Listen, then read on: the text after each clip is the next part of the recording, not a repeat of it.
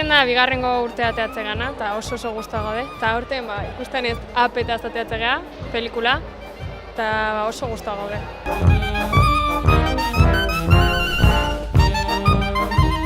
Yo soy de Extremadura, en Almorada de la Mata también es muy famoso el carnaval y aquí es mucho más días, todo el día de cachondeo, los chavales lo pasan mejor, más involucrados, está muy bien, de los mejores carnavales que hay. Gu atxasi ginen lanen eta mexikano zateago geha, hori da ideia bintzat. Eta marraz egitea eta gratzi zaigu, eta lehenen urtea. Guztira 37 uste gehala, nahiko jende geha eta nahiko banatuta. Kuadria bastante gertuatu geha batea eta nahiko ondo gare. Este año vamos a seguir de rockeros, esta es la nuestra.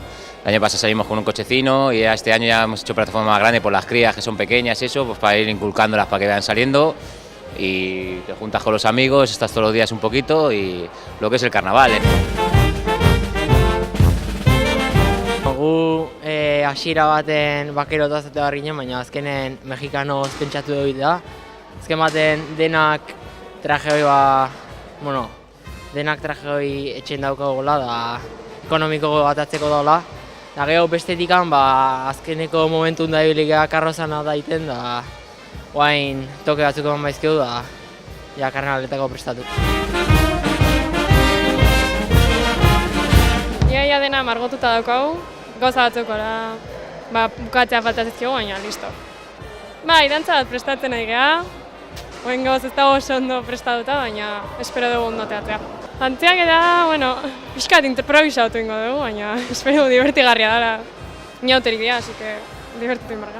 Agustia prestatzen, ia esan atzo, da moitu inbarko dugu, ze ja denboa maiten dijoa, da a ver txukun gatzen.